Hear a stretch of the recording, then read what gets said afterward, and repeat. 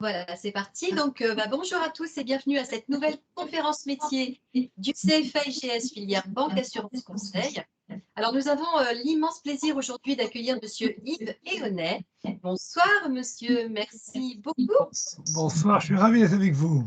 Merci beaucoup de nous consacrer un petit peu de votre temps et d'avoir accepté l'invitation de nos étudiants donc pour intervenir avec eux sur cette conférence. Alors, vous êtes chairman de la start-up Scalit, vous êtes spécialiste des fintech et notamment auteur de l'ouvrage que tous nos étudiants connaissent par cœur, Fintech, les banques contre-attaque. C'est bien. Alors, en quoi les fintech peuvent-elles devenir un accélérateur pour les banques traditionnelles? Eh bien, c'est ce que nous allons voir aujourd'hui. 5 étudiants ont préparé cette conférence avec vous. Je vais immédiatement passer la parole à nos 2 animatrices de charme et de choc. J'ai nommé Barton et Olshama qui vont animer cette conférence avec vous. Et je vous retrouve pour les questions. Je vous souhaite une excellente conférence. Merci. Merci, Madame Max. Bonjour à tous. Mon équipe et moi-même souhaitons vous remercier d'abord et vous dire la bienvenue dans notre conférence d'aujourd'hui. Notre conférence portera sur le modèle des fintech, un accélérateur pour les banques. Comme intervenant, on aura M. Yves Éonet. Et pour cette conférence, cabinet et l'administrateur, enfin le responsable administratif, pardon, Marjorie, la responsable de la communication, Antoumata, l'organisatrice, et Barton et moi-même, les 2 animatrices pour ce jour. Donc, merci Yves pour votre présence et vraiment un grand merci. Et c'est un honneur de vous recevoir sur cette conférence. Et on vous laisse vous présenter et présenter votre expérience dans les fintech. Et également, merci pour ce livre qui nous a beaucoup aidé qui va nous aider et qui nous aide encore pour notre grand oral. C'est bien, je suis ravi, je suis vraiment ravi. D'abord, vous êtes où? Vous êtes situé où physiquement? Moi, je suis en Normandie, vous êtes où, vous? On est en Île-de-France, dans le 10e arrondissement. 10e arrondissement, ok, très bien. On n'est pas très loin, finalement. Moi, je suis à 200 km, on va dire. Voilà, c'est comme ça. Donc, écoutez, je vous remercie d'avoir... D'abord, bravo pour avoir lu le livre. C'est évidemment un livre qui est fait pour être lu par des gens comme vous, puisque l'idée, c'est de partager mes idées sur l'avenir de la banque, sur comment la banque va évoluer. Moi, je peux me présenter rapidement. J'aime bien avoir un peu les profils des gens, l'histoire des gens quand je me présente. Donc, comme je ne peux pas l'avoir, je vais aller un peu dans le flou. Mais ce que je vous dirais à vous, c'est que, puisque vous êtes quand même je dirais, à un stade où vous démarrez un petit peu votre carrière professionnelle, même certains l'ont peut-être déjà commencé en partie, mais c'est quand même le début. Moi, c'est plutôt la fin, on a bien compris. Et donc, ce que je voulais vous dire pour démarrer, c'est que, curieusement, j'ai fait toute ma carrière dans la technologie, notamment la technologie bancaire. Je vous raconterai après les technologies qui permettent d'améliorer les systèmes financiers et le service financier pour les gens, mais je n'ai absolument pas une formation technique. C'est-à-dire que je ne suis pas ingénieur, je ne connais rien à la technologie en tant que telle, au sens théorique. Je n'ai pas fait d'études sur la technologie. Par contre, j'ai une formation de juriste, mais je suis passionné par la technologie depuis toujours et je suis un petit peu la preuve par 9, si je puis dire, qu'on peut toujours apprendre. C'est-à-dire que moi, j'ai passé ma vie à apprendre. Mes meilleurs professeurs étaient les directeurs des bureaux d'études des sociétés dans lesquelles j'ai travaillé, qui m'ont ouvert les yeux sur les capacités de la technologie, ce que la technologie pouvait faire. Et mon métier consistait à comprendre ce qu'ils savaient faire et comprendre ce que les clients... ce dont les clients avaient besoin, les clients, c'est-à-dire vous et moi, c'est-à-dire les utilisateurs des systèmes financiers. Parce que, et j'y reviendrai sûrement dans vos questions, le cœur de tout, c'est quel produit permet de pouvoir aider, faciliter la vie, rendre plus agréable la vie des utilisateurs finaux. On passe notre vie à faire ça dans tous les métiers du monde et surtout dans la banque, évidemment. Donc voilà, donc peut-être que je peux me présenter plus en détail ou alors vous avez des questions avant, je ne sais pas, comme vous voulez. Ouais, c'est amusant, je vais vous expliquer ce que j'ai fait. Et aussi, je vais partager des choses que d'habitude je ne partage pas, parce que vous êtes je dirais, comme je vous ai dit, ce qui m'intéresse, c'est d'inspirer un petit peu, de vous inspirer un petit peu sur mon parcours. Moi, j'ai démarré en tant qu'entrepreneur. J'ai entendu tout à l'heure que vous aviez assisté à un cours sur la création d'entreprise juste avant. Moi, j'ai créé plusieurs entreprises, j'ai même envie de dire beaucoup d'entreprises. Beaucoup n'ont pas réussi, certaines ont vécu d'autres ont très bien réussi. Scalit fait partie des dernières qui ont très bien réussi. Alors, en fait, je pense qu'on ne sait jamais quand on se lance quelque chose si ça va réussir ou pas, mais je pense que la pire des choses, c'est de ne rien faire. C'est-à-dire que si on fait rien, on est sûr de ne pas réussir. Alors que si on fait, si on a des idées et qu'on essaie de les mettre en musique, bah, il y a une chance non négligeable de réussir. Quand je dis une chance non négligeable de réussir, j'ai toujours commencé les sociétés avec une vision très claire de ce que je voulais faire, et puis la vie de cette société, l'impact que j'ai eu sur les clients, les partenaires que je rencontrais, ont toujours réorienté mon activité. Mon activité n'a jamais été définie au départ avec une ligne toute droite. C'est toujours beaucoup d'adaptation, d'écoute et je dirais cette faculté qu'on a de s'adapter à des situations nouvelles. Et vous arrivez à une génération où le monde est passionnant, parce que le monde n'est pas stable. C'est-à-dire que vous n'êtes pas en train d'arriver dans un monde où vous allez commencer un métier, le faire toute votre vie, et puis après arriver à la retraite en n'ayant fait qu'un seul métier. Ça ne va pas se passer comme ça. Ça ne s'est pas passé comme ça déjà pour moi, mais pour vous, je vous garantis que ça ne se passera pas comme ça. L'idée, c'est de s'adapter et de comprendre comment est-ce que les opportunités qui se présentent peuvent être des opportunités pour vous individuellement. Donc concrètement, moi, ce que j'ai fait, c'est que, et ça vous fait rire au départ, j'ai démarré en tant que vendeur dans les foires d'un objet que j'avais dessiné. J'ai dessiné, je suis designer, j'ai dessiné un objet et je l'ai vendu pendant 2 ans. J'ai construit une petite société qui s'appelait Espace Rationnel, et c'était un porte-bouteille et des systèmes pour ranger les affaires dans la cuisine, et j'ai vendu j'avais à la fin, j'avais une centaine de points de vente en France. Et voilà, j'ai commencé comme ça. Et puis est arrivé, ça c'est dû à ma génération, est arrivé la micro-informatique, c'est-à-dire ce que vous êtes né avec. Mais moi, je suis arrivé, quand j'avais votre âge, j'avais pas de PC. Donc le Macintosh est arrivé, puis le PC est arrivé. Et là, je me suis dit, mais il y a une révolution qui est en train de se faire. Il y a quelque chose d'extraordinaire qui est en train d'arriver, notamment en Californie. Et j'ai décidé d'arrêter toute mon activité de design et de me concentrer sur ces nouvelles technologies. Et donc, j'ai travaillé pour des sociétés qui faisaient du logiciel, qui faisaient toute une série d'outils autour notamment du Macintosh et du PC. Et puis, un jour, j'ai été approché par une grosse société qui s'appelait Schlumberger, qui était intéressée par révolutionner les systèmes de paiement. Pour vous, c'est normal parce que vous en avez tous dans votre poche, mais c'est une époque où il n'y avait pas encore de cartes et pas encore de cartes à puce, notamment les cartes avec les puces dessus. Et moi, j'étais devenu, avec ce nouveau job, un expert dans la carte à puce. Et j'ai développé le marché de la carte à puce dans le monde entier. J'ai été vivre aux États-Unis, on a développé des labos et des usines de fabrication sur tous les continents. L'idée, c'était de promouvoir cette technologie. Je ne vais pas m'étendre beaucoup là-dessus parce que c'était une bonne partie de ma vie, mais c'est une partie de ma vie très industrielle où je faisais partie d'une grosse société et mon métier, c'était uniquement l'innovation, c'est-à-dire comment on fait pour changer la vie des gens avec la technologie qu'on était capable de fabriquer dans nos usines.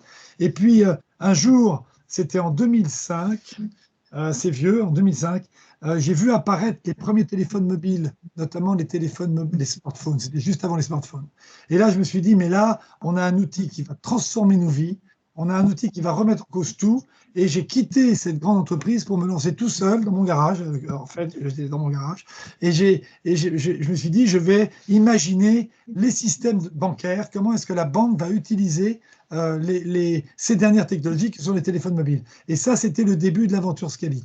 Voilà, donc vous voyez que c'est très haché, c'est pas un grand voyage tranquille. C'est typiquement quand j'ai vu arriver les téléphones mobiles, j'ai pensé que c'était une opportunité. J'ai déposé des brevets, j'ai fait plein de choses très agressives pour trouver une place dans ce monde. Je pourrais vous détailler si vous avez des questions, parce que c'est assez amusant de voir comment ça s'est passé, surtout dans le monde de la banque, puisque j'ai tout de suite été dans le monde de la banque. Et après 15 ans de travail avec des équipes que j'ai montées avec mon associé Hervé Monceron, on a construit un nouveau système bancaire, on a construit une nouvelle façon de faire la banque avec des idées complètement nouvelles, complètement disruptives qu'on pourra aussi partager. Certaines existent, certaines n'existent pas encore. Il y a encore des idées qui existent et qui ne sont pas encore développées, pas encore déployées. Et je pense que vous arrivez à un moment où ce métier, tous les métiers qui tournent autour de la banque vont devoir énormément se remettre en cause, et chaque remise en cause, c'est une génération d'opportunités pour tout le monde et surtout pour vous, bien sûr. Donc voilà qui je suis. J'arrive un petit peu en fin de carrière maintenant parce que j'ai 66 ans. Ça ne veut pas dire que ça m'amuse plus, ça m'amuse encore beaucoup. La société, on était 25 il y a 1 an et demi, on est maintenant 70 et on va grossir beaucoup plus. On a trouvé des investisseurs qui croient beaucoup en nous et qui investissent de l'argent pour qu'on devienne un leader mondial. Et moi, dans ce nouveau monde avec une société qui a beaucoup grossi, j'ai pris le rôle de chairman. Et le chairman, c'est celui qui représente la société, c'est celui qui parle avec les médias, qui parle avec les écoles, voilà, typiquement aujourd'hui, et aussi, bien sûr, qui influence le business de tous les jours, mais je ne suis plus opérationnel, c'est plus moi qui gère tous les jours la société, comme c'était le cas encore il y a quelques mois. Voilà, je vous ai dit beaucoup de choses. Ah oui, puis, alors, oui, je vous raconte tout, ça vous intéressera peut-être, je ne sais pas. À côté, en fait, j'ai une double vie. Je veux vous dire ça aussi, c'est intéressant parce que vous allez voir que beaucoup de choses sont possibles. J'ai une double vie, c'est-à-dire que j'ai créé Scalit et j'ai développé Scalit pendant 15 ans, mais en parallèle, je suis agriculteur. D'ailleurs, je suis tout de suite dans ma ferme.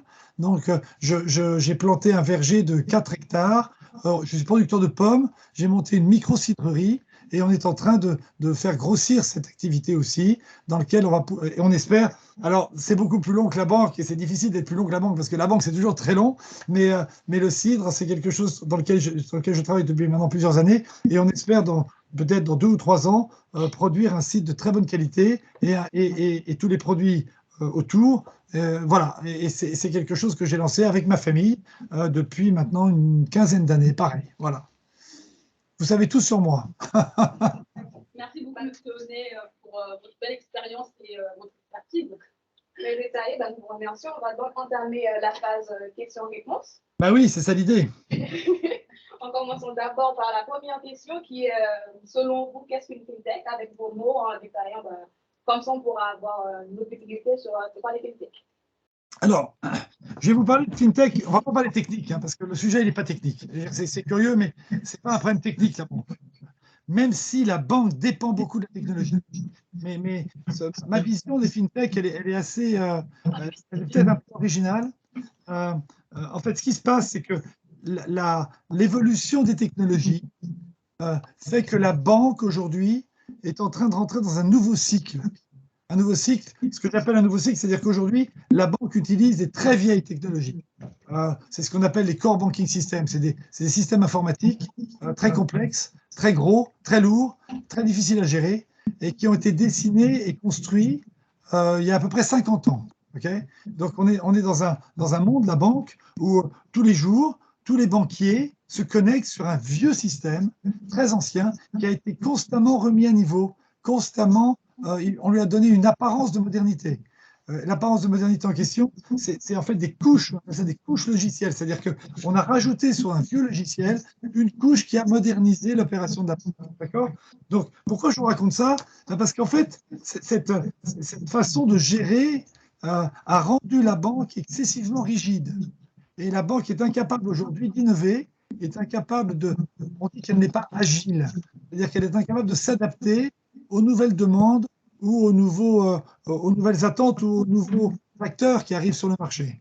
Or comme vous le savez, la nature fait que quand il y a quelque chose qui doit bouger, si ce n'est pas l'acteur principal qui bouge, ça va être d'autres. Et cet état de fait de la banque qui reste statique a laissé la place, suffisamment de place pour que de nouvelles sociétés arrivent, des nouvelles sociétés qui sont ce qu'on appelle les fintechs, c'est-à-dire des sociétés qui sont innovantes, qui sont rapides, qui sont créatives, qui sont capables de changer le monde et qui vont se mettre à côté des banques ou qui vont quelquefois vouloir remplacer les banques. Et c'est ça la définition de fintech. Une fintech, c'est une petite structure qui a profité de la lacune des banques à innover et à évoluer pour proposer des nouveaux services ou des nouvelles façons de voir le monde. Et il y en a dans le monde entier, parce que les banques du monde entier vivent avec cette espèce de lourdeur à la fois culturelle et technique qui les rend très difficiles à évoluer. Voilà. Donc, c'est ça une fintech. Et donc, toutes les fintechs que vous rencontrez, certaines sont en B2B, c'est-à-dire elles fournissent des technologies aux banques ou à d'autres sociétés. Certaines sont B2C, vous les connaissez. Je pense que certains d'entre vous, peut-être tous, ça m'intéresse d'ailleurs. Est-ce que vous avez tous un compte Lydia? Oui. Oui, tout le monde. Qui est-ce qui n'a pas de compte Lydia? Moi, j'ai pas de compte. Ah, deux. Ah, Il ne faut pas tous avoir un compte Lydia. C'est pas bien quand tout le monde a le même compte. Parce que ça aussi, ça devient encore un système lourd. Il faut créer de la diversité. Mais ceci dit, Lydia, c'est typiquement une fintech B2C, c'est-à-dire banque, business to consumer, et qui a profité d'une lacune des banques, notamment dans ce qu'on appelle le paiement peer-to-peer, c'est-à-dire le transfert d'argent entre étudiants, entre clients. Voilà. Merci, monsieur. Vous avez répondu à 2 questions en même temps. Même. Vous avez répondu aux impacts des fintechs et le phénomène de ces fintechs et leur essor sur les banques. Donc, là, maintenant, on va passer à la question suivante. Donc, est-ce que les fintechs représentent-elles le berceau de l'innovation? Pardon, je n'ai pas entendu. Est-ce que les fintechs sont le berceau de l'innovation? Le berceau de l'innovation, c'est-à-dire qu'en fait, il n'y a pas de place pour les fintechs qui n'innovent pas. C'est-à-dire que la raison d'être de la fintech, enfin, à mon avis, hein, c'est de boucher, de proposer quelque chose qui n'existe pas, qui est mal servi. Et si c'est mal servi, c'est qu'il faut le changer, c'est qu'il faut l'adapter. Donc, alors, il y a des degrés divers d'innovation. Il y a des choses qui sont très, très innovantes et d'autres qui le sont plus ou moins bien, plus ou moins innovantes. Typiquement, Lydia n'a pas révolutionné avec la technologie. Par contre, c'était les seuls à proposer un service. Donc, ils ont bien innové dans ce type de service. Et non, il est clair qu'aujourd'hui, si je prends les banques, c'est peut-être la question d'après, mais si je prends les banques, elles trouvent dans les fintechs un vivier d'innovation qui est très important. Et c'est un peu leur façon d'innover, c'est d'avoir autour d'elles des fintechs qu'elles peuvent racheter, avec lesquelles elles peuvent faire des partenariats, elles peuvent être des clientes des fintechs, comme c'est notre cas à nous. Nous, les banques sont des clientes. Et voilà, donc oui, enfin, ceux qui n'aiment pas l'innovation, il ne faut pas aller dans les fintechs, parce que ça ne va pas, évidemment. Parfait, nous vous remercions pour toutes ces réponses bien détaillées. Ma question maintenant, ce serait, selon vous, enfin pour vous, dans quel champ juridique vous metteriez les fintechs aujourd'hui? Dans quel, Dans quel champ juridique? Champ juridique? Oui. Ah là là, alors, il y en a plein. Il y a des fintechs qui sont des simples sociétés commerciales qui développent de la technologie. Pour les banques, c'est comme nous. Il y en a d'autres qui sont des émetteurs de monnaie ou des établissements de paiement parce qu'elles vont gérer l'argent des citoyens ou l'argent des clients et donc elles ont besoin d'avoir une certification vis-à-vis de la Banque centrale. Il y a toute une série il n'y a pas de limite. Je veux dire, une fintech peut être une association si elle est dans ce monde-là. Pourquoi pas? Il y a des fintechs qui dépendent de fondations qui ne sont pas à but lucratif. Ça, c'est dans tous les pays en développement. Il y a tous les cas de figure existent. Je pense que le mot fintech n'offre aucune limite en termes de champ juridique, de statut juridique. Merci beaucoup. Selon vous, dans quelle mesure l'intelligence artificielle révolutionne-t-elle je vais me répéter la question. J'entends très mal, on entend mal. Le micro doit être loin. Parce que je pense qu'on est sur loin de l'ordinateur, vous ne nous entendez pas très bien. Donc là, mais après, on ne nous voit pas très bien. Vous avancez quand vous parlez. Vous avancez quand vous parlez, vous reculez quand vous ne parlez pas. Alors en fait, les filles, c'est le deuxième micro qui fonctionne. Ce n'est pas le micro de l'ordinateur portable, c'est le micro de l'ordinateur de la salle. Donc il faut au contraire vous reculer. Ah d'accord, on recule. Là c'est bon là? Vous m'entendez très bien? Je pense que c'est mieux. C'est mieux. Merci. Donc je disais, dans quelle mesure l'intelligence artificielle révolutionne-t-elle les services financiers? L'intelligence artificielle? Donc, oui. Ah, alors ça, c'est un sujet très, très gros. Hein. Je vais avoir du mal à le traiter en 3 minutes. Comment vous dire? Bon, il y a une façon assez simple, en fait, de comprendre, assez simple, je dirais, en simplifiant l'idée autour de l'intelligence artificielle. L'intelligence artificielle, ce sont des algorithmes, c'est des logiciels qui vont être capables de traiter des données. Et ces données, ils vont pouvoir les traiter de façon très rapide, très pertinente et des masses de données importantes. Voilà. On peut dire que voilà, ça, c'est une partie importante de ce qu'on appelle l'intelligence artificielle. Or, la banque collecte des milliards de données. Chaque fois que vous bougez, enfin pas vous bougez, mais chaque fois que vous payez quelque chose, chaque fois que vous avez une interaction avec quelqu'un sur le plan financier, la banque est au courant. Donc, la banque devrait être une formidable utilisatrice de l'intelligence artificielle pour pouvoir tirer des conclusions ou apporter des services en s'appuyant sur ces informations qu'elle collecte tous les jours. Donc, l'impact de l'intelligence artificielle sur les services financiers va être considérable, évidemment. Il y a une façon aussi de voir les choses autour de l'intelligence artificielle qui est liée à la vitesse. Vous, en tant que consommateur, vous êtes maintenant, et moi aussi d'ailleurs, on est maintenant tous habitués à avoir une réaction très rapide de nos fournisseurs. Je veux dire, on va pas, quand on va louer un Vélib, on n'attend pas 20 minutes que le Vélib ait donné son accord. On a un Vélib tout de suite. C'est ce qu'on appelle le temps réel. Et le temps réel, il est rentré dans nos vies depuis 2007. Avant 2007, on n'était pas temps réel. Avant 2007, on attendait. On attendait que les choses se fassent. On recevait on recevait pas de messages, on recevait des lettres ou des coups de fil. Voilà, c'était lent. Et puis avec l'arrivée du smartphone, nous sommes habitués, vous et moi, à avoir un service immédiat. Et ce service immédiat, c'est le temps réel. Or, la banque, elle a besoin, pour donner certaines réponses ou certains services, elle a besoin de traiter de l'information. Je vous donne un exemple.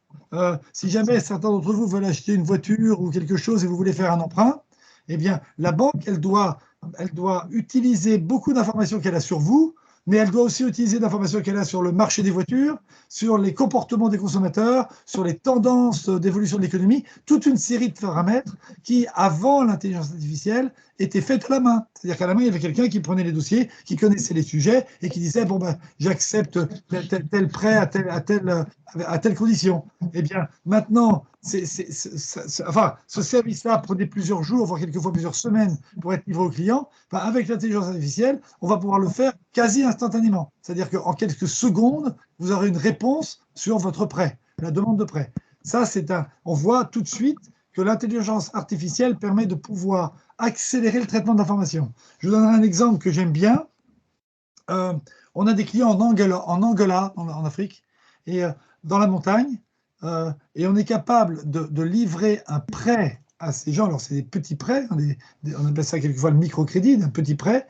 On arrive à livrer ces prêts qui ont été étudiés en langage bancaire, on dit qu'ils ont été scorés avec un scoring. Donc, on a fait rentrer des données, on a crunché des données pour savoir si on était capable, si la personne à qui on prêtait était capable de rembourser. Eh bien, on sait livrer un prêt en 9 secondes. En 9 secondes, sur son téléphone, il a l'argent, il a son prêt. Bon, bah, ça, c'est quelque chose qui est impossible sans l'intelligence artificielle. Je vous remercie de votre réponse qui était bien détaillée et bien concise pour le coup. Donc, ma prochaine question, ce serait, selon vous, quels atouts qui permettent aux FinTech de faire face, enfin, même de séduire les clients du secteur bancaire? Même les fidéliser, garder, les attirer. Enfin, bon, alors, d'abord, ce n'est pas quelque chose de facile. En fait, c'est un petit peu comme si on disait on a un ado et une vieille dame qui vont devenir amis. Bon, il y a des ados qui sont amis avec des vieilles dames, mais ce n'est pas facile. C'est-à-dire qu'il peut y avoir il y a un problème de culture. Et la banque, elle est très très loin des fintech, souvent en termes de culture. Souvent, je disais, quand je parlais des banques avec Scalit, je disais là, nous, on a un rythme cardiaque de quelques pulsations par seconde, et eux, ils ont un rythme cardiaque de quelques pulsations par heure ou par jour. C'est-à-dire qu'on ne vit pas de la même façon. Bon. Et donc, c'est difficile pour les banques de comprendre les fintechs, c'est difficile pour les fintechs de s'adapter aux banques. C'est normal, puisque je vous ai décrit qu'il y en a une qui s'est affranchie des contraintes de l'histoire et qui crée les nouveaux services, et puis l'autre qui est un peu le dinosaure, qui est un peu la vieille structure qui continue à exister. Elle est toujours très efficace, mais elle n'a pas pour vocation d'évoluer ou de transformer le monde bancaire. Et donc, moi, ce que je dis, pour qu'une fintech réussisse à travailler avec une banque, et c'est un mot que j'emploie assez souvent auprès de mes clients, je dis qu'il faut que la fintech trouve un interlocuteur dans la banque qui est un banquier visionnaire, c'est-à-dire un banquier qui comprend que le futur ne va pas être comme le présent, que si on ne change pas, le futur de la banque va être moins beau qu'aujourd'hui. Et donc, ces banquiers visionnaires, ils sont capables de comprendre les fintechs et de travailler avec eux. Mais ces gens-là, banquiers visionnaires, il n'y en a pas beaucoup. Donc, je pense qu'il y en a dans toutes les organisations, mais il faut les trouver. notamment à la Société Générale, puisque nous, on a beaucoup travaillé avec la Société Générale, on les a trouvés. On a trouvé des banquiers qui avaient des vraies visions, avec qui on a pu dialoguer et qui ont pu comprendre quelle était notre vision. Et on s'est aperçu assez vite qu'on avait la même vision. Donc, ça arrive, mais ça demande beaucoup de travail et j'aime pas dire beaucoup de chance, parce que je crois pas beaucoup à la chance, mais je crois plutôt à la persévérance. Ça nécessite de vraiment pas abandonner, parce que pour moi, c'est quelque chose d'indispensable, mais qui n'est pas simple. Merci pour cette réponse. La prochaine question, c'est l'accélération des innovations technologiques et disruptives favorise-t-elle les startups fintech? Ah oui, j'ai déjà dit. En fait, la clé de ce qu'on vit en ce moment avec les fintechs, c'est l'accélération. C'est-à-dire qu'il n'y aurait pas d'accélération, il n'y aurait pas ce que je vous ai décrit avec le temps réel et vos attentes à vous tous d'avoir une réponse rapide. Je ne sais pas, est-ce que certains d'entre vous ont déjà fait des virements bancaires? Je veux dire, un virement bancaire, c'est l'enfer. On ne sait jamais où est l'argent, il part, il arrive avec 2 jours, 3 jours de retard, on ne sait pas trop. Enfin, toutes ces choses-là sont des choses qui sont insupportables pour nous parce qu'on a accéléré. Et donc l'accélération est évidemment très favorable à l'arrivée des fintechs. Parfait. Je vous remercie de votre réponse. Ma prochaine question, c'est selon vous, dans quelle mesure les fintechs ont permis un renouveau sur le marché de l'investissement? De l'investissement au sens investissement dans les sociétés? Oui. Alors, là, je pense qu'on vit une époque, depuis quelques semaines, on vit une époque de transition. Pendant 2 ou 3 ans, la tendance était à l'investissement très fort et très massif dans les fintechs. Pourquoi? Parce que tout le monde comprenait que le monde de la banque devait bouger et que les fintechs étaient un outil fantastique pour accélérer les choses. Depuis quelques semaines, j'entends, je vois, je sens, avec la guerre en Ukraine, avec l'inflation qui revient, avec beaucoup de difficultés qu'on a dans des approvisionnements en général, l'augmentation des taux d'intérêt, tout ça fait que les investisseurs, puisqu'on pourra parler des investisseurs, les investisseurs sont un peu plus frileux. Et il y a des métiers qui sont plus sécurisés au sens plus indépendant de ces grandes fluctuations mondiales qu'on est en train de vivre. Et donc, les investisseurs ont plutôt tendance à aller vers ces métiers-là. Et la fintech n'est pas dans ces métiers-là. La fintech, elle est plutôt exposée parce que les banques sont exposées, les banques sont dans une phase, et c'est pas grave, hein, ces crises-là, elles vont, elles viennent, on est dans des cycles, mais le cycle qui démarre est un cycle peut-être de contraction, et donc on aura moins d'investissement et moins de valorisation des fintechs.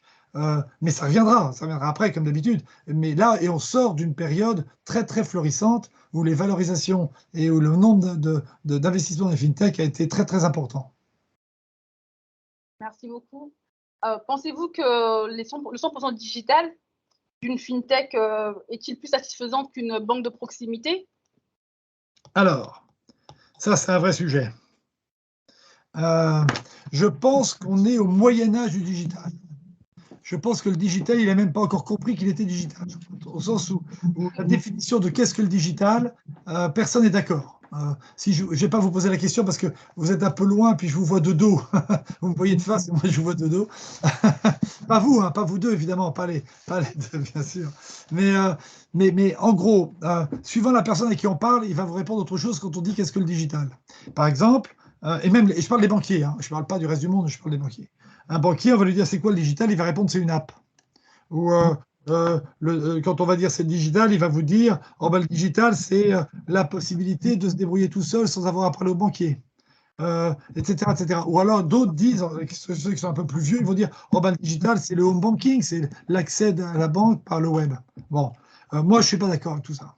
Moi je dis que le digital, et c'est là où votre question elle est pernicieuse, vous allez voir, le digital pour moi, la digitalisation, c'est l'humanisation. Autrement dit, ce n'est pas parce qu'on met du digital qu'on doit retirer les gens. Au contraire, je pense que quand le digital aura mûri, quand on aura compris ce que c'était, c'est-à-dire des outils informatiques hyper rapides, hyper performants, hyper adaptables, qui vous répondent en temps réel et qui ne sont pas chers et qui sont capables de servir une population sans contrainte avec beaucoup de niveau de sécurité, eh bien là, on commencera à remettre des gens pour s'occuper des clients. Je veux dire, c'est pas parce qu'on fait du digital qu'on n'a pas des gens qui s'occupent des clients. Donc, le mythe, c'est pas le mythe, c'est la réalité aujourd'hui. Mais je pense qu'on ne va pas continuer dans une voie où on va mettre les clients tout seuls devant leurs écrans à se débrouiller tout seuls. C'est pas ça le digital. Le digital, c'est le service aux clients et évidemment, beaucoup de clients ont besoin d'un interlocuteur. Et là, je peux peut-être faire une petite. Je sais qu'il y a beaucoup de questions, il ne faut pas que je parle trop, mais. Je vais vous donner un exemple. Je ne vous ai pas raconté ça parce que je n'ai pas été très très long dans ma présentation initiale, mais Scalit s'est beaucoup développé en Afrique. Alors en Afrique, ça veut dire qu'on est dans une quinzaine de pays, dans des pays qui ont des niveaux de bancarisation excessivement bas. On parle quelquefois de 5% de la population qui a un compte en banque. Et donc on est face à un monde, je dirais, désertique. La banque n'est pas là, d'accord ? Et la banque n'est pas là, et les gens ont un téléphone mobile. Donc on va évidemment utiliser le téléphone mobile pour leur apporter des services financiers. Mais en Afrique, évidemment, les gens ne connaissent pas la banque puisqu'il n'y a pas de banque pour ces populations. Et donc, comment on fait pour que d'un seul coup, ils se mettent à utiliser les banques? Ce qu'on a créé, et qui est très intéressant, il faut s'en inspirer, on a créé des réseaux d'agents. Alors, c'est quoi un réseau d'agents? C'est grâce au digital, donc c'est le digital, sinon on ne peut pas le faire. On a fait des apps spéciales qui sont entre les mains de gens qui sont formés, qui sont dans la population, qui sont dans les villages, dans les villes, dans les quartiers. Et quand on a un problème bancaire, quand on veut transférer de l'argent, quand on veut payer une facture, quand on veut toucher de l'argent, quand on veut faire des économies, obtenir après, ben on va avoir un argent juste à côté de chez soi. C'est souvent même quelqu'un de votre famille qui est l'agent de la banque, et il a l'app, et il a la formation, et il est capable de vous aider avec ses services financiers. Ce qui veut dire qu'une maman africaine, on ne l'a pas laissée toute seule dans le digital. On l'a mis en face d'un agent. Eh bien, moi, je suis convaincu qu'en Europe, un jour, ça je parle, là je vous dévoile des secrets, mais je suis convaincu qu'un jour, eh bien on va s'appuyer sur les technologies des réseaux sociaux, et quand on aura une question, quand on aura besoin de quelque chose qu'on ne peut pas faire tout seul parce qu'on en a assez et on ne veut pas être tout seul à gérer son argent, eh bien on ira sur son app. Sur son app, on aura une carte et on verra qu'il y a autour de nous, autour de soi, des gens qui peuvent nous aider, qui connaissent le sujet. On cliquera, on verra qu'il a 2 étoiles, 3 étoiles, 4 étoiles, on verra son profil, et puis on prendra rendez-vous. Et puis la personne en question nous retrouvera dans un café, dans un tabac, chez soi, où vous voulez, afin ou alors il vous recevra chez lui pour pouvoir vous aider dans la banque. Donc ça, c'est une vision complètement nouvelle de la banque qui ne retire pas le côté humain, mais qui amène le digital au cœur de l'humain. Je vous remercie pour votre réponse qui est bien complète. Donc, du coup, ma question, ce serait, selon vous, est-ce que les néobanques sont considérés comme des amis ou les ennemis des fintech? Des fintech ou des banques? Non, les néobanques et les banques sont considérées comme des ennemis ou des amis des fintech. Ah, parce que beaucoup de gens pensent que les néobanques sont des fintech. Donc, non, enfin, bon, je pense qu'on a passé ce stade. Je pense qu'aujourd'hui, toutes les banques considèrent que les fintechs sont des amis. Au début, ce n'était pas vrai. Mais maintenant, je pense qu'ils ont compris la valeur que ça pouvait apporter. Et il y a une sorte de dépendance. La banque dépend maintenant souvent de fintech qui leur apportent des services. Donc, ça me paraît être un monde qui coopère mieux. Même si ce n'est pas idéal, ça va mettre du temps, mais on progresse. Oui, très clairement, ils se sont réunis même pour pouvoir faire des choses ensemble. Absolument.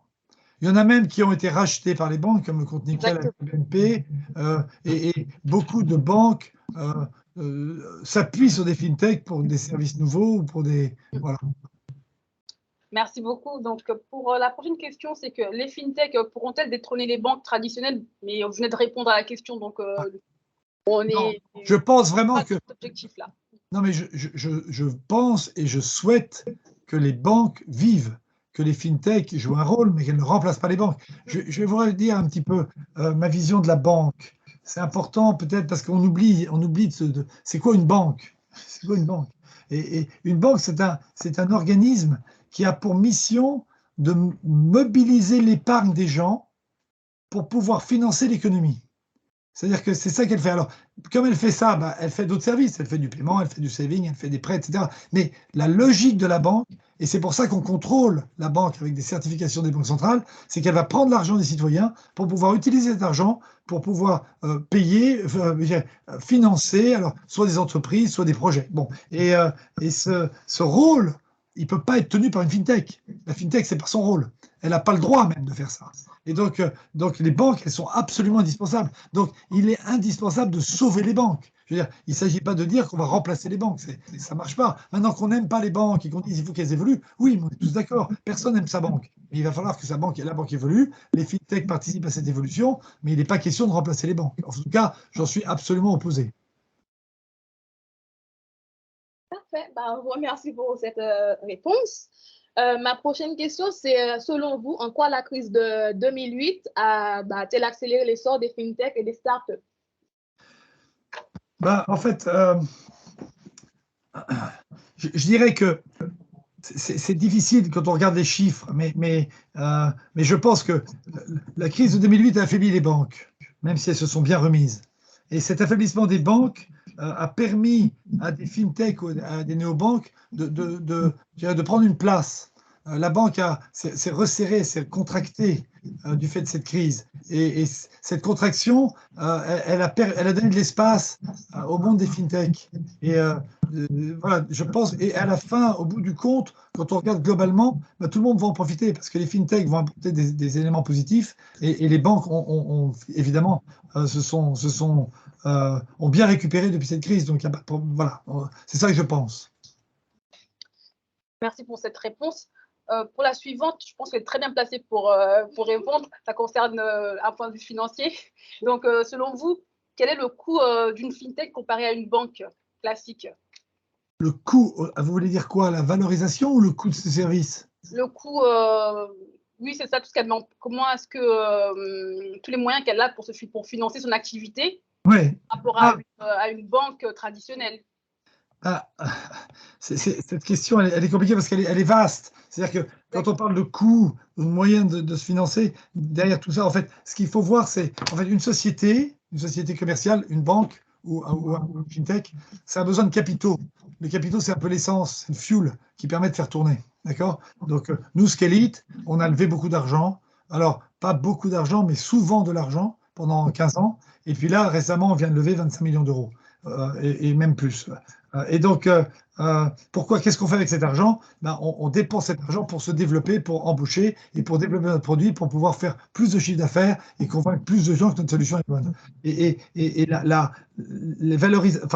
taux, les montants de levée de fonds des fintechs sont ridicules par rapport à la capitalisation et à la force des banques, surtout en France. Surtout en France. En France, la caractéristique de la France, c'est qu'on a des très gros établissements financiers, des très grosses banques, peu de très grosses banques.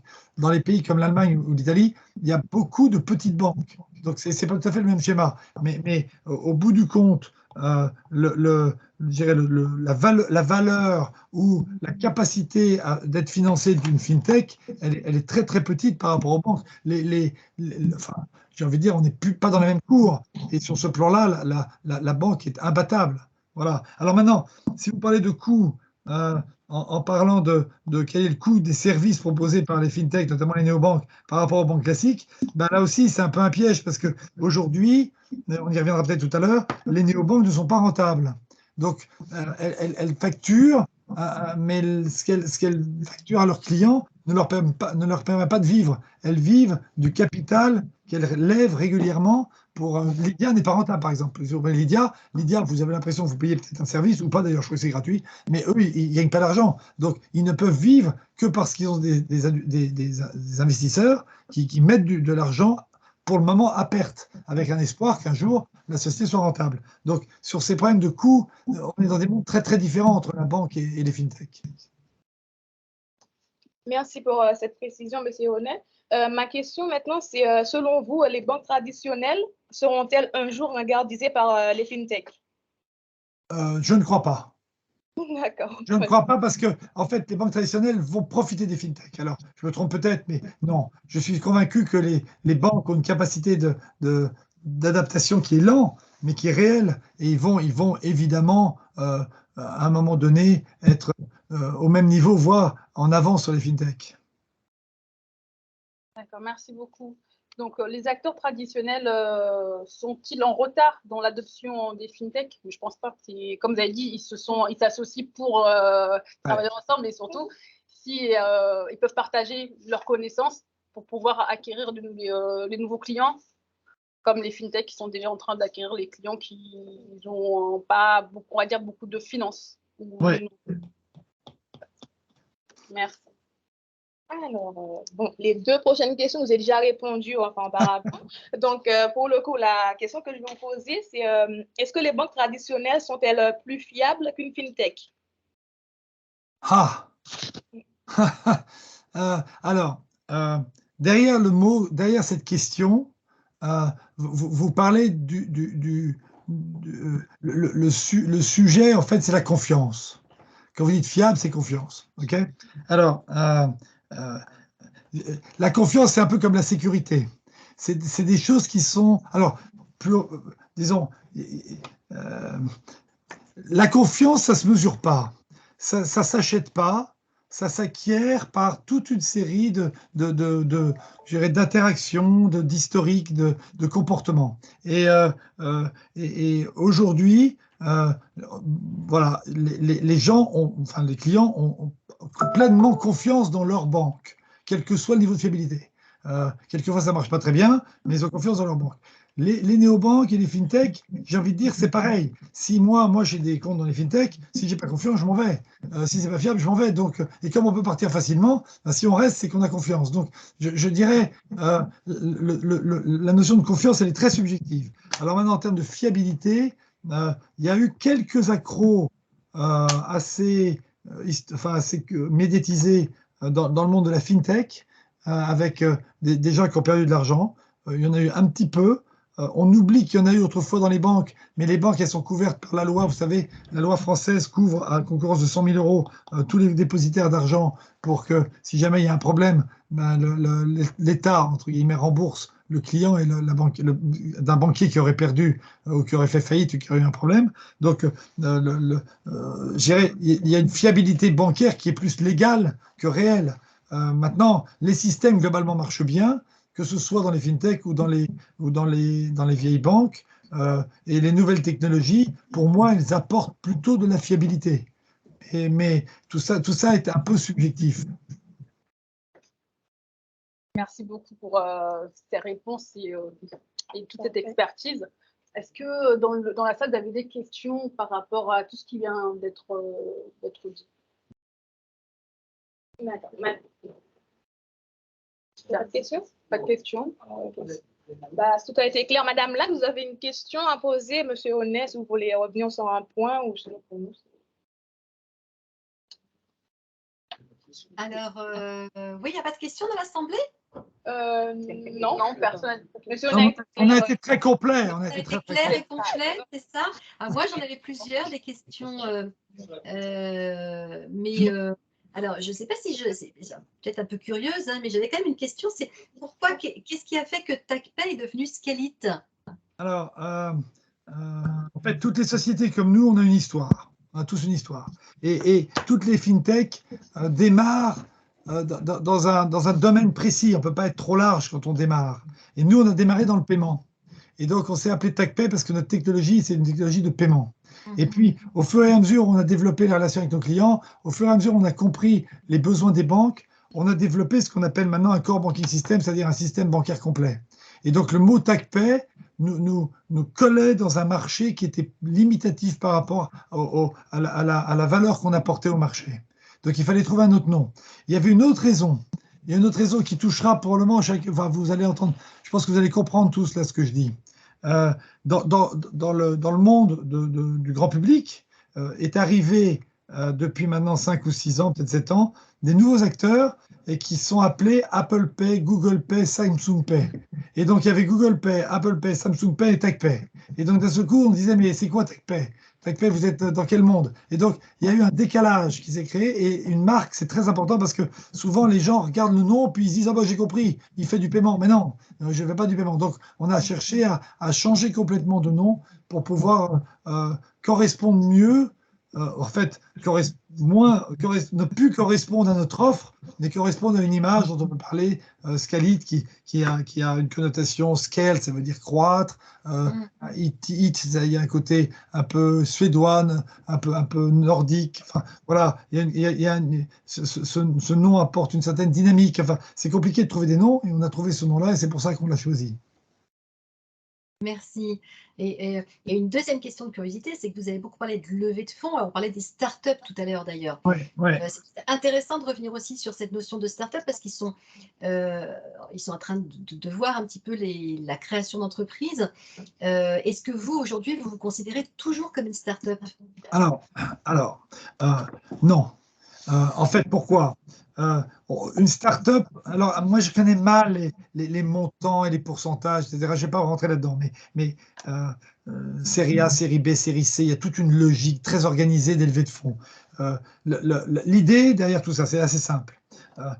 C'est simple à expliquer, mais c'est pas simple à faire. En fait, quand on démarre, et j'espère que beaucoup d'entre vous vont démarrer des sociétés, au démarrage, on s'appuie sur des clients qui sont ce qu'on appelle, moi dans mon métier, les early adopters, c'est-à-dire ceux qui adoptent en premier, ceux qui sont convaincus par une nouvelle offre. Alors évidemment, si c'est une start-up qui est comme les autres, ben, le sujet ne se pose pas parce que vous allez rentrer en concurrence directement avec quelque chose qui existe. Et c'est la 4e pizzeria qui s'ouvre dans la même rue. Bon, ben voilà, on fait de la pizza et on essaie de la faire bien. Par contre, si on change complètement et qu'on fait quelque chose de vraiment nouveau, on va chercher les early adopters. Et les early adopters, ils permettent à la start-up, à l'époque, donc à ce stade-là, c'est une start-up, de construire son offre, de se crédibiliser par rapport au produit et de comprendre le besoin du client. Donc ça, c'est toute la phase start-up. Et les start-up, elle a des financements en termes de levée de fonds qui sont spécialisés dans les start-up. C'est-à-dire qu'ils vont vous donner des petits, on appelle ça des tickets, des petits tickets qui peuvent aller de quelques milliers d'euros à quelques dizaines de milliers d'euros, voire quelques centaines de milliers d'euros. Mais voilà, et l'idée derrière tout ça, c'est de vous donner votre chance de prouver qu'il y a des clients quelque part dans le monde qui sont intéressés par ce que vous faites. Okay, et puis, une fois qu'on est arrivé à ce stade, et c'est là le stade le plus dur pour moi, on appelle ça, en anglais, il y a un livre très important qui s'appelle The Chasm. The Chasm, C-H-A-S-M, Chasm, The Chasm. Il faut lire ce livre, c'est très intéressant. Et c'est un livre qui explique qu'en fait, les startups, il faut qu'à un moment donné, elles passent un gouffre. Le chasm, c'est un gouffre. Elles sautent ce gouffre. Et ce gouffre, c'est le passage du monde de la start-up, qui est le monde des early adopters, au monde des gros, des gens installés, on va dire, on appelle ça aussi mainstream, ou le marché principal.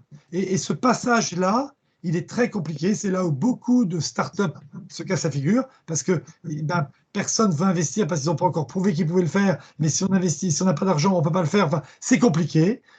C'est là où il faut trouver les banquiers visionnaires. Enfin, c'est là où je vous ai parlé de toute cette espèce d'alchimie qui doit se former pour qu'à un moment donné, on nous aide à faire ce saut. Et quand on a fait ce saut, on devient une scale-up. Et la scale-up, c'est ce qu'on est nous maintenant. C'est quelqu'un qui peut prouver qu'il a non seulement un produit, des idées, un marché, mais qu'il a des clients qui sont des gros clients, des clients qui sont établis. Des clients qui ont des noms avec des gros logos. Et ces clients-là, ils crédibilisent. Et une fois qu'on a réussi à avoir cela, la scale-up est là pour grossir. Et en France, ce qu'on a du mal à faire, c'est de faire grossir ces scale-up. Parce que ces scale-up, elles ont besoin de beaucoup d'argent pour rentrer dans beaucoup de logos. Bon, pour convaincre beaucoup de grands groupes et bien sûr passer à l'international, parce que si on reste français ou breton ou normand, on ne s'en sort pas, on ne grossit pas assez. Et donc, moi, mon travail, ma spécialité, c'est la start-up. Je fais des start-up, c'est ça mon métier. Après, je prépare la start-up pour faire le chasm, parce que c'est celui qui fait la start-up qui doit le faire. Donc, on fait ça. Une fois qu'on a réussi à faire ce saut, et je n'ai réussi qu'une fois, les autres fois, je n'ai pas réussi, mais je vous raconterai si on a le temps. Et la fois d'après, une fois qu'on a passé, eh bien là, c'est plus tout à fait les mêmes compétences. Là, une scale-up, c'est une société qui est plus organisée, qui est moins, où on parle moins, on a plus de process, les réunions sont plus organisées, il y a des comptes rendus, il y a des agendas partagés, il y a des documents dans tous les sens, etc., etc. Donc, on est plus nombreux. C'est pour ça que nous, on est passé de 25 à 70, et on sera bien sûr 200 un de ces jours. Et l'idée derrière tout ça, c'est de s'industrialiser, de devenir des vrais pros dans un métier bien structuré. Et pour être honnête entre vous et moi, puisqu'on est tous un petit groupe, c'est pas du tout mon profil. Moi, je suis plutôt le créatif fou qui s'amuse à faire des trucs petits et qui fait naître. Mais une fois que c'est né, je suis incapable de le développer parce que c'est pas mon métier. C'est des gens qui sont, en général, des gens très structurés, des gens qui ont fait des bonnes écoles et qui sont, voilà, vous avez compris, quoi. Donc, et ce monde de la start-up, c'est un monde passionnant parce que ça bouillonne, mais par contre, c'est un monde risqué. Parce qu'évidemment, comme je vous ai dit, j'ai raté plusieurs fois et on rate. Bon, voilà. Et rater, c'est pas grave. Ce qu'il faut, c'est faire. Voilà. Exactement. Et d'ailleurs, la French Tech a beaucoup quand même contribué au développement des startups françaises. Absolument. Indéniablement. Indéniablement. Mais c'est le monde de la start-up où là, c'est vrai qu'il y a un bouillonnement. Mais j'aimerais qu'on comprenne que pour passer à la scale-up, ben, ça va, on passe. Mais après, si on ne grossit pas, ça n'a pas de sens. Parce qu'il y en a d'autres à l'étranger qui vont devenir énormes. Et nous, en France, on a tendance à moins bien grossir. Ça fait partie des progrès qu'on doit faire. Et alors, justement, ça me permet de rebondir parce que souvent, justement, ces investisseurs, ils ne sont pas français. Alors, non, enfin, il y a des investisseurs français. Okay, je les connais très bien, je les connais tous. Nous, alors, après, c'est des cas individuels. C'est-à-dire que un investisseur, tout ça, je vous donne tous mes tuyaux, hein, vous en faites ce que vous voulez. Un investisseur, ça n'investit pas que dans l'idée. L'idée, le brevet, le produit, c'est bien, mais c'est surtout les gens. C'est-à-dire que le porteur de projet que j'étais moi et mon associé, c'est très très important. Or, bon, donc je vais prendre ça sur moi. Pour la Startup Scale-It, j'ai rencontré tous les investisseurs français. Et tous ceux qui étaient, j'ai pris des consultants qui m'ont ouvert toutes les portes et j'ai fait des dizaines de présentations devant des investisseurs français. Eh bien, peut-être mon profil, peut-être ma façon de faire, peut-être, je ne pense pas le produit, parce que le produit, il est très bon, mais il y a quelque chose qui fait qu'on n'a pas réussi à les convaincre. Et ils ont pensé qu'on était trop risqué. Peut-être, je vous ai dit, je ne suis pas ingénieur. En France, on adore investir avec des ingénieurs. Alors, mon associé l'était, donc ça devrait aider. Donc, on a essayé de mettre mon associé en avant. Mais voilà, c'est compliqué. Et il s'avère que j'ai rencontré un investisseur à New York qui, lui, a compris. Il a compris. On a partagé la même vision. On a partagé notre vision de l'évolution de la banque dans les 10 années à venir et il a investi, en fait, il a racheté la société, il a pris la majorité de la société. Donc maintenant, on peut dire qu'on est à capitaux américains. Et c'est triste parce que je n'ai pas compris pourquoi on ne trouvait pas de capitaux français, mais ben voilà, il fallait bien que je vive, donc j'ai été chercher les capitaux là où il y en avait. Bien sûr. Oui. Et d'ailleurs, c'est un peu votre ADN, parce que c'est ma dernière question qui est encore très... je suis très curieuse, mais c'est vrai que quand on parle de Scale-It, on parle beaucoup de tous les partenariats que vous mettez en place un peu partout. Oui. Là, vous venez de signer un partenariat avec une... Alors, est-ce que c'est une start-up d'ailleurs, une société estonienne aussi, qui va vous aider en fait à proposer des process pour lutter contre la fraude finalement. Et ça, c'est quelque chose qui va être, enfin, dont les banques sont beaucoup en demande par rapport à ça, parce qu'on note une nette augmentation de toutes ces fraudes bancaires. Oui, alors ça, c'est intéressant ce que vous décrivez parce que ça me permet de pouvoir décrire un peu l'évolution de la banque et je pense que j'ai parlé de ça dans le livre. En fait, la banque, depuis le début de l'histoire, on lui a appris, elle avait décidé de tout faire elle-même. Donc, elle faisait son logiciel, ses systèmes de sécurité, etc. Elle faisait tout elle-même. Et puis, donc, elle a continué, elle continue. Et l'arrivée de ce que j'appelle ces nouvelles technologies bancaires, ce nouveau cycle bancaire dans lequel nous, on s'inscrit, va sortir la banque de cette espèce de forteresse qu'elle a construite, avec forteresse à la fois culturelle et technique. Hein. À la banque, je veux dire, on ferme tout à clé. Voilà, il y a une sorte de notion de sécurité hyper forte qui pollue et qui bloque toute l'évolution. La banque va sortir de cette culture-là pour rentrer dans ce que j'appelle la culture des écosystèmes. Et les écosystèmes, c'est quoi? C'est que la banque va travailler, va s'interfacer, va construire des partenariats avec toute une série de gens. Et nous, notre rôle, c'est de l'aider à le faire. Donc, on va déjà faire ces partenariats, notamment avec typiquement des sociétés qui font de la sécurité, mais il y a aussi des sociétés qui font du paiement, des sociétés qui font du scoring, des sociétés qui font de la gestion de données, de l'intelligence artificielle, de la crypto-monnaie, tous ces trucs-là. On va se connecter à eux pour que quand on arrive chez une banque, elle voit un écosystème sur étagère, enfin sur catalogue, et elle peut dire je prends un tel, et je construis ma nouvelle structure bancaire en tant que gestionnaire de cet écosystème dont je parle. Et c'est une toute nouvelle façon de faire la banque. Ça va même jusqu'à créer des partenariats avec des acteurs qui vont vendre le service bancaire sans dire que c'est avec une banque. Donc, la banque va même se distribuer à travers des partenaires qui ne sont même pas des banquiers. Les banquiers sont derrière ce qu'on appelle en marque blanche. Donc, c'est un monde complètement nouveau qui est en train de s'ouvrir. Absolument. Et du coup, ça vous laisse encore la part belle à beaucoup de projets d'avenir. Ah bah c'est sûr. Non mais des projets, il y en a énormément, absolument. Eh ben, merci beaucoup, Monsieur Venet. En tout cas, c'était absolument passionnant. Je pense qu'on peut applaudir votre intervenant et le remercier. Non, mais moi, j'applaudis l'enregistrement. Merci. les animatrices. Monsieur Oné, j'ai un de mes camarades qui voudrait poser une question. Mais vous avez répondu à la question, donc c'est bon pour le coup. Ah bon? Il va intervenir, mais c'est bon? C'est bon, il a répondu à la question. Ok, bah vous avez déjà répondu à la question pour le coup. Je vais simplement mettre fin à l'enregistrement et je vous remercie encore énormément du temps que vous avez bien voulu consacrer à nos étudiants. C'était absolument passionnant. Merci. Ah, mais c'est bien parce que